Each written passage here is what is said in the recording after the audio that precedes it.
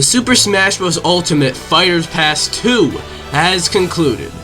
And last year when Fighters Pass 1 concluded, I did a ranking of all characters based on my enjoyment of them, and you guys seem to like it, so we're doing that again with Fighters Pass 2. So yeah, just so you guys know, this will be based on how much I like the character. This isn't really ranking them based on how good they are in the meta or anything like that. This is just how much fun I personally have with them. So it's my opinion. If you disagree with me, be sure to leave your list in the comments below. Anyways, before we get started, you know what to do. Be sure to like this video, subscribe if you're new, hit the bell, and leave a comment, or I'll gouge your eyes out. Okay, Mrs. Puff, what's my final score? 6. Woo! Look, I get it. Midman is trending on Twitter a lot because people talk about how they would, remove her from the game, and you're probably sick of it. However, Midman is probably the least fun DLC character to play in this game, in my opinion at least, and it's not even close. I was initially really excited to play her, and played her quite a bit, but really it's because she was the first Smash character for a very long time. At that point, she doesn't even feel fun to play, as all you do is spam Megawatt. Megawatt changed into one of the other arms that I forgot the name of, into Megawatt. And I get it, sounds like spamming, but that is her moveset pretty much. I give the Smash team props for doing something unique by replacing Midman's specials with another set of normals, just with another arm, and sort of mini smash attacks in the air are pretty cool too, but if I'm being honest, it kind of makes her even more lame to play. So yeah.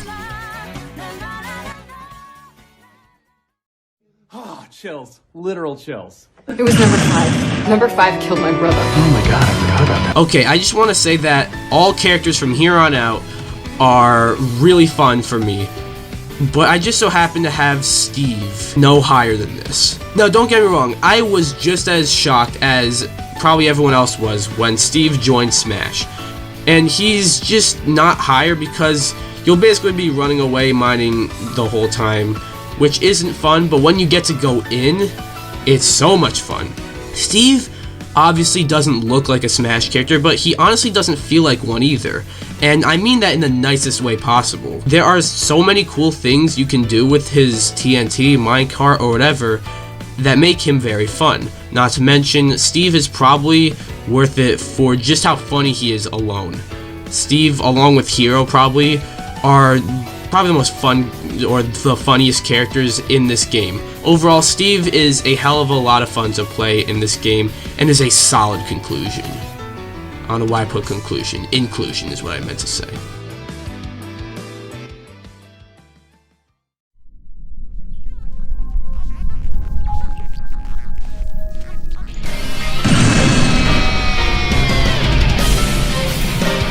I expected Pyra and Mithra to get a similar volatile reaction like Byleth, or a similar reaction like Midman, but for some reason people seemed happy to see Pyra and Mithra in this game, and I wonder why.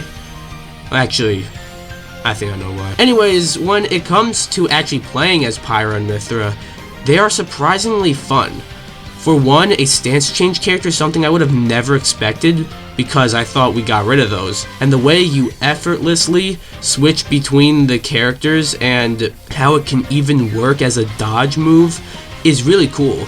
And these two kind of make one good balanced character, as you have Mithra, whose neutral is crazy, fast, and can rack up damage, but struggles in her ability to kill, when you also have Pyra, who is slow and punishable, but has moves that can kill mad early. Pyra and Mithra are a great addition to this game, and I enjoyed them more than I thought I would.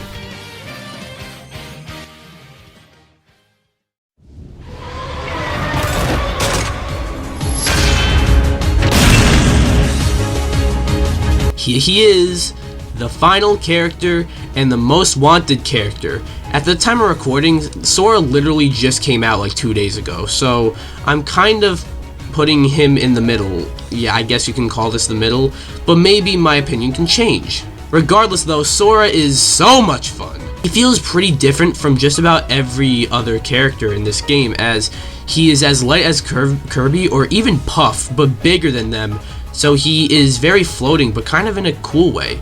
Seriously, I did not expect him to be as floaty as he is. He also has 3-hit jabs in the air for his nair and fair, which is something I don't think I've ever seen. And his up B, despite being a pretty good move and a pretty decent recovery, doesn't even put you in special fall, so you'll make it back to the stage with side B, no problem. And also, Sora has Smash 4 Bayo combos, but it doesn't feel that cheap this time around, at least not for me. I really hope Sora doesn't end up breaking the balance of the game. Sora is a character I denied and seemed less and less likely as time went on, but boy am I happy he's in, and boy am I happy to play as him. What kind of pencil do we take again? Number 2. Take a number 2. Looks like you took a big one. Remember when I said Steve feels like a different character from a different game? I didn't really say those exact words, but you know what I mean. Well, Kazuya straight up just feels like you're playing Tekken. He plays like a Tekken character, he moves like a Tekken character, he fights like a Tekken character, even looks like a Tekken character. Well, I mean, because he is a Tekken character. But he is as fun as a Smash character. Yeah. Kazuya might be one of the easiest but also hardest characters in this game, as he's got the 10-hit combo, which does a free 45%, but his best moves are all frame-perfect inputs that are incredibly hard to get. Regardless though, Kazuya is certainly a fun character, probably just because of how much shit he has. Seriously, he has so many inputs, and so many just everything. Seriously, a back tilt and diagonal tilts, not only that, but also a wave dash, a reflector, a command grab, auto turnaround, a KO punch slash go like comeback mechanic, a taunt that does damage, an up B that doesn't put him in special fall, super armor on a good amount of his moves, a down smash that can not only shield break, but also spike at the ledge. And I'm gonna stop there because if I name everything, we'll be here till the next Smash fighter gets announced. The fact of the matter is, Kazuya is so unique and fun, and brings him at number 2, but not number 1.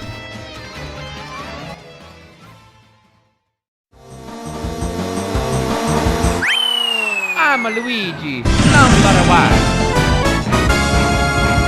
1. Where do I begin with Sephiroth? Sure, he is my number 1, probably because I've picked him up as one of my mains, but it's because he's just so much fun. He feels broken, sure, at times, but I feel it adds to the fun factor. Sephiroth's sword has a shitload of range, but you can hit some cool stuff with the boys, or the side B, I call it the boys. The neutral B is a good punish. Down B is one of the most broken counters in the game.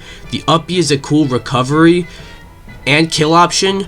And I just also want to touch on the way Sephiroth was implemented in this game. I love the way you were able to unlock him through a limited time Sephiroth challenge, which I beat on very hard in under a minute by getting a stupid gimp as DDD. I don't have the footage, but here's a screenshot. I also love the classic mode route for him as he fights a bunch of villains. I love his victory screens as it's probably by far the coolest ones. Even the way the announcer says his name is very different and like very villain-like, if you know what I mean. Sephiroth is a high tier in the meta and a top tier on the fun scale. Yeah, I made up the fun scale. And that is why he is my favorite character in Fighters Pass 2. So yeah, that was my ranking of all the Fighters Pass 2 characters in Smash Ultimate. Do you guys agree with me? I doubt you agree with me because, I mean, all opinion is subjective. Why don't you give me your ranking down below? And hey, if you want to rank all the DLC characters, Fighters Pass 1 and 2, go ahead. Maybe I'll do that one of these days. Combine both rankings. Maybe subscribe to see that. Anyways, speaking of which, be sure to come subscribe or I will gouge your eyes out. Bye guys!